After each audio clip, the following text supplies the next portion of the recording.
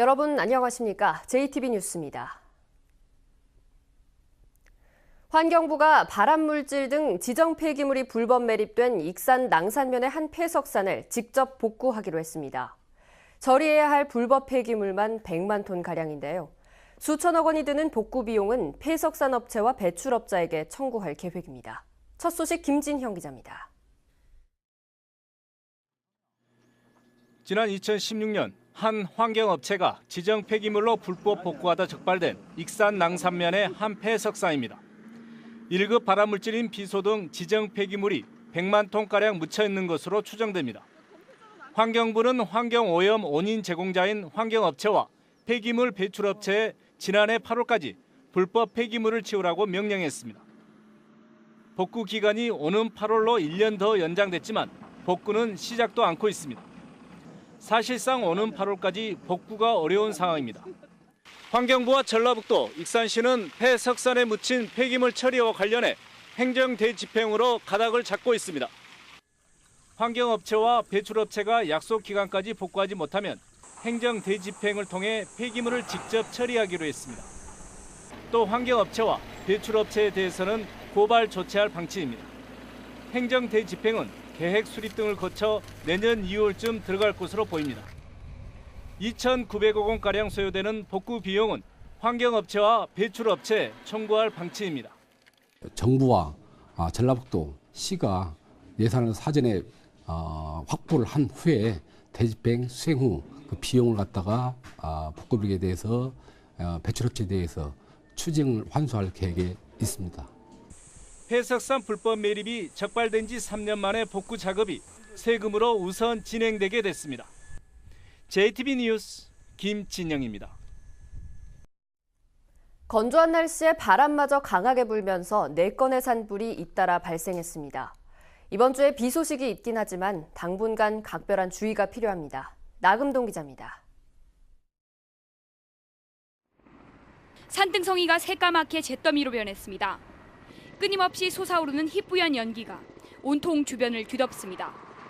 헬기들이 분주히 오가며 물을 쏟지만 성난 불길은 쉽사리 잡히지 않습니다.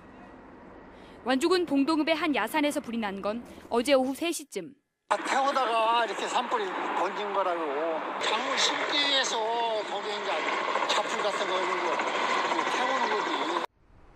이 불은 임야 1헥타르를 태우고 3시간 30분 만에서야 진화됐습니다.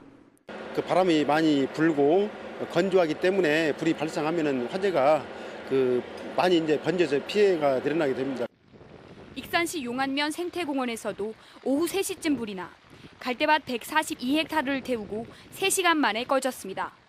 이 바람이 불고 너무 멀고 이 갈대가 너무 건조하게 말라갖고 막 불길이 한 10m 이상 치솟 올라요. 또 고창군 심원면과 김제시 금산면에서도 잇따라 산불이 나는 등 하루에만 4건의 산불이 이어졌습니다.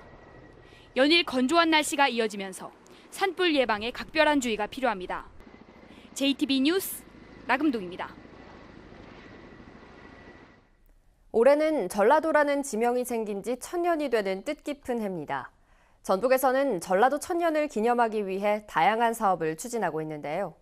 하지만 한국잼 군산공장 사태에 가려 기념 사업들이 묻히고 또 빛을 발하지 못하고 있습니다. 보도에 송창용 기자입니다.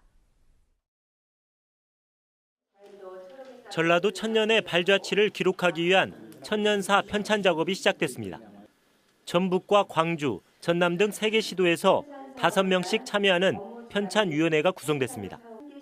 이들은 오는 2022년까지 5년 동안 방대한 자료를 수집해 30권 분량의 전라도 천년사를 편찬하게 됩니다. 천년의 역사를 끝나지 않고 미래의 천년을 내어다 볼 수 있는 그러한 역사를 쓰기 위해서 저희가 노력을 할 겁니다. 전라도 천년사 편찬은 전라도 정도 천년을 기념하기 위한 사업 가운데 하나입니다. 앞서 지난해 11월에는 올해를 전라도 방문해로 선포하는 행사와 전라가명 복원사업 기공식이 열렸습니다. 하지만 지난 2월 한국GM 군산공장 폐쇄 사태가 터지면서 전라도 천년 기념 사업은 관심받게 됐습니다. 여기에 전라도 새천년공원 같은 핵심 사업은 예산을 확보하지 못해 지지부진한 상황입니다. 전라북도가 뒤늦게 GM 사태에 대응하면서 전라도 천년 기념 사업을 챙기기로 했지만 좀처럼 분위기가 살아나지 않고 있습니다. 이 세 개 시도가 잘 소통을 하고 협력을 해서 전라도 천년이라는 그 보배들을 잘 꿰어내는 그런 역할들을 해주실 것으로. 전라도 천년의 역사를 새롭게 조명하고 도민의 자긍심을 되살릴 수 있는 천금 같은 기회가 허망하게 사라지지 않을까 우려되고 있습니다. JTB 뉴스 송창용입니다. 도내 전문대학들이 교원 양성기관 평가에서 낮은 점수를 받았습니다. 5개 대학에서 관련 학과의 정원이 감축되거나 폐과됩니다. 조창현 기자입니다. 교육부가 발표한 전문대학 교원 양성기관 평가 결과입니다.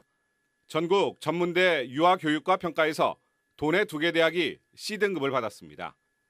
또 다른 대학 한 곳은 최하인 2등급을 받았습니다. A등급을 받은 전국 36개 대학 가운데 도내 대학은 단 한 곳에 불과했습니다.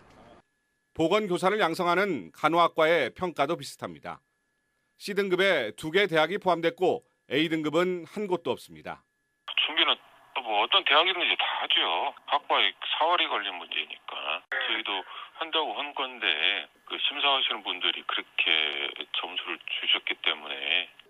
C등급을 받은 대학은 정원의 30%가 감축되고 2등급 대학은 학과가 폐지됩니다. 따라서 유아교육과 폐지가 결정된 서해대는 올해 입학생이 졸업하면 학과가 사라집니다.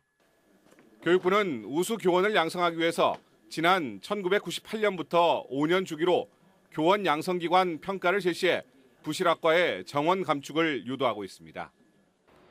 이번 교원 양성기관 평가 결과에 따라 도내에서는 100여 명, 전국적으로는 770여 명의 관련 학과 정원이 줄어들게 됩니다. 학령 인구 감소로 가뜩이나 학생 모집에 어려움을 겪고 있는 도내 전문대학들이 부실한 학교 운영으로 강제적 구조 조정에 내몰리고 있습니다. JTB 뉴스 조창현입니다. 국민의당 통합 반대파가 민주평화당으로 새 출발한 지도 벌써 2달이 지났습니다.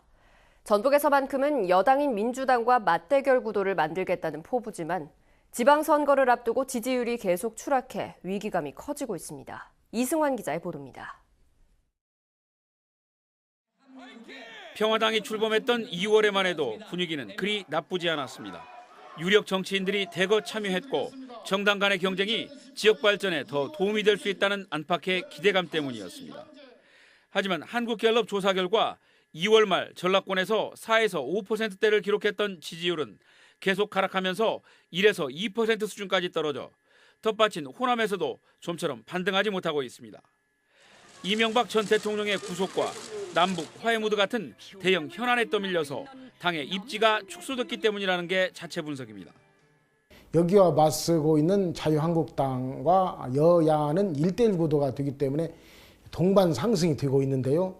여기 낀 우리 민평당 같은 경우는 목소리 내기가 참 어려운 상황이죠. 선거가 불과 70여일밖에 남지 않았지만 아직까지 도지사 후보도 내지 못하고 있고 민주당을 겨냥한 골프와 봉침 공세에 치중하면서 스스로 대안과 정책을 이슈하지 못하고 있기 때문입니다. 변화, 개혁 이것이 우리 정당이 나아갈 방향이라고 보고 있는 것이지 우리는 그것을 결코 주안점으로 삼고 있지는 않습니다. 평화당은 이 때문에 최대한 빠른 시간 안에 지방선거에 진용을 갖추고 지역 공약 등을 마련한다는 계획입니다. 지방선거가 눈앞에 닥친 상황에서 속절없이 떨어지는 지지율은 민주평화당으로서는 심각한 고민이 아닐 수 없습니다. 도내 간판 정치인들이 대거 참여한 만큼 정치력을 발휘해서 돌파구를 마련할 수 있을지 지켜볼 일입니다. JTB 뉴스 이승환입니다. 전주 도심 하천에 최대 10마리의 수달이 살고 있는 것으로 조사됐습니다. 그동안 보호 대책이 미흡하다는 지적이 이어져 왔는데 본격적인 대책이 마련됐습니다. 오정현 기자입니다. 봄볕 아래 일광욕을 즐기는 수달. 몇 차례 모래를 헤집고는 금세 사라집니다. 밤에도 나타나 열심히 땅을 파는가 싶더니 카메라 쪽을 응시하기도 합니다. 전주 도심 하천에 사는 수달 가족은 최대 10마리인 것으로 조사됐습니다. 도심을 가르는 물에 수달이 돌아왔다는 건 그만큼 이 수질이나 생태 환경이 나아졌다는 걸 의미합니다. 하지만 도심 수달이 처음 발견된 시점이 10년 전인 점을 고려하면 개체수가 늘어난 속도는 기대치를 훨씬 밑돌고 있습니다. 이렇다 할 보호 대책이 없다 보니 그동안 수달이 차에 치여 죽는 경우도 적지 않았기 때문입니다. 수달이 지속 가능하게 공존할 수 있는 조건은 마련이 되어 있는데 현재 그 전주천의 그 재해 방지 공사라든지 그다음에 자동차의 빛 이런 인위적인 요소들이 수달의 서식에 조금 위협이 될 수 있기 때문에 전주시도 대책 마련에 나섰습니다.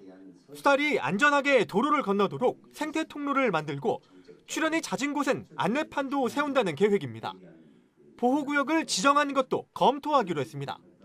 수달 보호구역 지정에 관해서는 개발행위 제한이라든지 장단점이 내포되어 있기 때문에 시민 공론화 과정을 거쳐서 전주시는 하천 개발 시에도 수달 보호를 염두에 두고 수달 보호 사업을 지속적으로 발굴한다는 계획입니다. JTB 뉴스 오정현입니다. 순창군이 발효산업과 관광을 융합하는 단지 조성을 시작했습니다. 장수군은 시티투어 버스를 운행합니다. 권대성 기자입니다. 순창군이 고추장 민속마을 옆에 발효산업의 첨단화를 돕는 시설과 체험 관광단지 조성 공사를 착공했습니다. 민간 투자 등 1,067억 원이 투자되는 공사는 오는 2021년 완공될 예정입니다. 무주군 설천면에 잡곡 생산과 유통을 도울 잡곡 가공센터가 만들어졌습니다. 무주군은 잡곡 농사를 짓는 100여 농가의 경쟁력을 높이는 데 도움을 줄 것으로 기대했습니다. 올해 세 번째를 맞는 계암동 벚꽃 축제가 부안군 상서면 계암사 일대에서 오는 7일과 8일 이틀 동안 열립니다. 축제 기간에는 퍼레이드와 다양한 문화예술 행사가 진행됩니다. 부안 상서면 계암동 벚꽃 터널에서 열리는 제3위 계암동 벚꽃축제에 가족, 연인, 친구와 함께 찾아 힐링하는 시간을 가져보시길 바랍니다. 장수군이 오는 21일부터 매주 토요일마다 승마 체험장과 농계사당 등 주요 관광지를 둘러보는 시티투어 버스를 운행합니다. 전주 한옥마을에서 출발하는 시티투어 버스 요금은 어른을 기준으로 9,000원입니다. JTB 뉴스 권대성입니다. 6.13 지방선거를 앞두고 각 당이 도지사 후보 선정에 박차를 가하고 있습니다. 민주당 중앙당 공천관리위원회는 전주지사 공천을 신청한 김춘진 전 도당위원장과 송하진 지사에 대한 면접을 실시한 데 이어 여론조사를 거쳐 빠르면 15일을 전후해 최종 후보를 발표할 예정입니다. 민주평화당은 박주현 의원 등을 대상으로 출마 의사를 타진해 이번 주 확정할 예정이며 바른미래당도 오는 10일 도당 개편대회에서 도지사 후보를 공개하기 위해 각계 인사를 접촉하고 있다고 밝혔습니다. 새만금 국제공항 건설을 위한 사전 타당성 조사가 시작됩니다. 전라도는 기획재정부가 새만금 국제공항 사전 타당성 조사비 5억 원을 국토교통부에 배정했다고 밝혔습니다. 이에 따라 올해 말까지 새만금 국제공항의 경제성을 분석하고 공항 입지를 확정하기 위한 조사가 이뤄집니다. 전라도는 새만금 국제공항을 2023 세계잼버리 전에 완공할 수 있도록 내년에 예정된 예비 타당성 조사를 면제받기 위해 노력하겠다고 밝혔습니다. 전북교육청이 역사 국정교과서 반대 시국선언에 참여했던 1,200여 명의 교사들을 징계하지 않기로 했습니다. 전북교육청은 최근 교육부 진상조사위가 박근혜 정부의 역사 국정교과서 추진을 반헌법적이고 불법적인 국정농단 사건으로 규정함에 따라 징계 원인이 사라졌다고 판단해 관련 절차를 진행하지 않기로 했습니다. 또 적극 가담자로 분류해 교육부가 직접 고발한 교사 5명에 대해서는 고발 취하를 요청하기로 했습니다. 100년 만에 발굴 조사가 다시 시작된 익산 쌍릉에서 인골이 담긴 나무 상자가 발견됐습니다. 문화재청은 익산 쌍릉 대왕릉에서 백제 사비도읍기의 전형적인 횡혈식 석실분과 인골과 토기, 장신구 등이 담긴 나무 상자를 확인했다고 밝혔습니다. 문화재청은 일제강점기인 1917년에 쌍릉을 발굴한 일본인 야스이 세이치가 무덤 주인공의 인골을 모아 봉안한 것으로 추정하고 인골의 연대 등을 확인하고 있습니다. 부산에서 일본 뇌염을 전파하는 작은 빨간집 모기가 올 들어 처음으로 확인돼 전국에 일본 뇌염 주의보가 발령됐습니다. 질병관리본부는 일본 뇌염 주의보를 발령하면서 일본 뇌염 환자의 90%가 40세 이상으로 나타났다며 해당 연령층에서는 각별한 주의가 필요하다고 밝혔습니다. 경기도 김포에서 발생한 구제역의 확산을 막기 위해 설정된 소와 돼지, 염소의 농장 간 이동 금지 기간이 오는 9일까지 일주일 연장됐습니다. 농림축산식품부는 구제역 바이러스의 잠복기가 최대 2주인 점을 감안해 이동 금지 기간을 연장했다고 밝혔습니다.